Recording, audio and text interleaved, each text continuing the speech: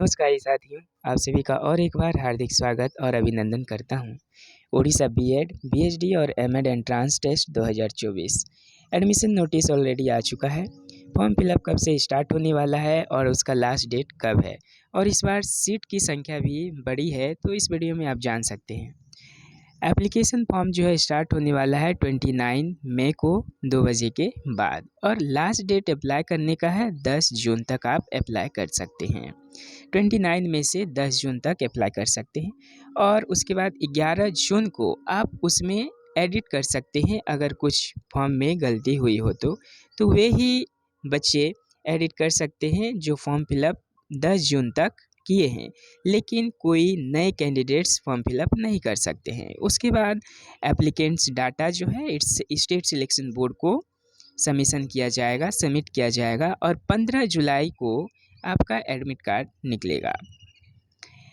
24 जुलाई को बीएड और बीएचडी दोनों का एंट्रांस टेस्ट कंडक्ट किया जाएगा। बीएड और बीएचडी दोनों एक ही दिन है, तो एक ही दिन है लेकिन एक ही समय में नहीं होगा। तो बीएड वाले भी बीएचडी एंट्रांस टेस्ट दे सकते हैं और बीएचडी वाले भी बीएड एंट्रांस टेस्ट दे सकते हैं, क्योंकि ये दोनों एक ही दिन होता है लेकिन इसका समय जो है अलग होता है। बीएड फर्स्ट हाफ में हो जाता है और बीएचडी जो है सेकेंड हाफ में होता है।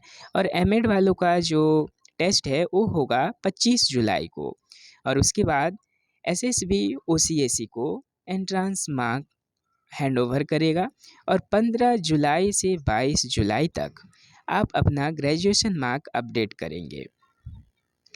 15 जुलाई से 22 जुलाई तक अपडेट करने के बाद उसके बाद publication of entrance test score जो है और प्रोविजनल अलॉटमेंट सीट और डिफरेंट राउंड का ये डेट अभी नोटिफाई नहीं किया गया है, बाद में किया जाएगा। और उसके बाद वे कैंडिडेट जो कि अपना रिजल्ट के लिए वेट कर रहे थे, यानी जिनका ग्रेजुएशन इसी बार कंप्लीट हुआ है, वे लोग भी अप्लाई कर सकते हैं और अपना मार्क जो है अपडेट कर सकते हैं रिजल्ट आने के बाद। और इस बार सीटों की संख्या में बढ़ोतरी भी हुई है और बहुत सारे इंस्ट्रक्शन भी है। ये है कि इस बार उत्कल यूनिवर्सिटी भुवनेश्वर भी इस सेम्स में इंक्लूड हुआ है, जिसमें कि 2 इयर्स बीएड प्रोग्राम है और एमएड है इस एकेडमिक सेशन से उत्कल यूनिवर्सिटी भुवनेश्वर। लेकिन बीएचडी का इसमें इन्वॉल्व नहीं हुआ है, क्योंकि बीएचडी के लिए बस ओडिशा में एकमात्र ही सेंटर है, वो है कटक में है। उसी प्रकार जो है आप देख सकते हैं DAV college of teacher education Koraput for imparting 2 years BEd programme. तो DAV college teacher education Koraput में जो स्थित है उसमें भी 2 इयर्स बीएड प्रोग्राम किया जाएगा और उसमें सीट की कैपेसिटी है 100 सीट्स है। 100 सीट डीएवी कॉलेज कोरापुट में जो है उसमें 100 सीट इसमें इस बार बढ़ी है। और doctor Parshuram Mishra institute of advance studies in education Sambalpur, ये जो है इसमें 2 इयर्स एमएड प्रोग्राम स्टार्ट होगा। इसमें कैपेसिटी है, सीटों की संख्या है 50 सीट्स है। संबलपुर और कोरापुट, यानी संबलपुर में होने वाला है एमएड के लिए प्रोग्राम स्टार्ट होगा 50 सीट्स के लिए।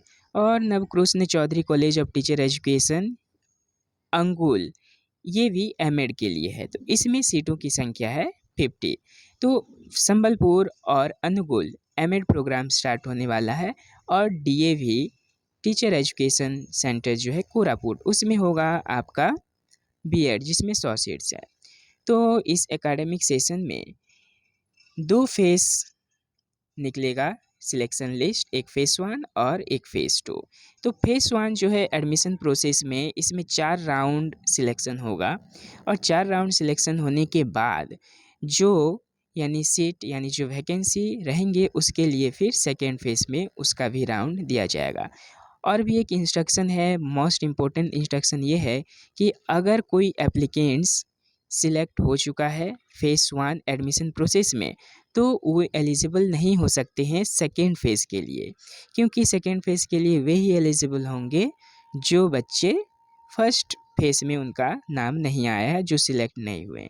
और स्लाइड अप कंसेंट उनके लिए है जो बच्चे फर्स्ट फेज़ में जिनका नाम नहीं आया और जो सिलेक्ट नहीं हुए, स्लाइड अप वही कर सकते हैं।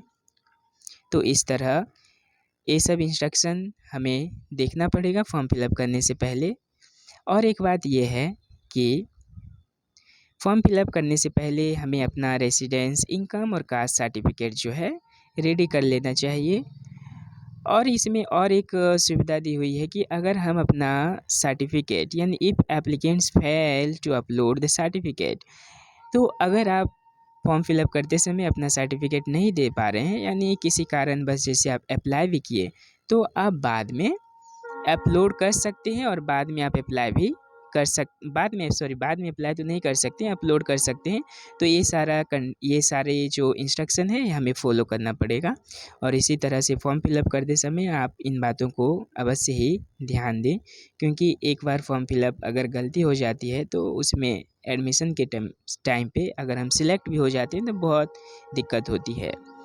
तो आप फॉर्म फिलअप करिए अच्छे से। 29 मई से स्टार्ट हो रहा है और 10 जून तक लास्ट डेट है, और 11 जून को आप नई एप्लीकेशन फॉर्म फिलअप नहीं कर सकते हैं। आप सभी को बहुत बहुत धन्यवाद और शुक्रिया। और अगर कोई डाउट है मन में तो आप कमेंट्स कर सकते हैं। बहुत बहुत धन्यवाद।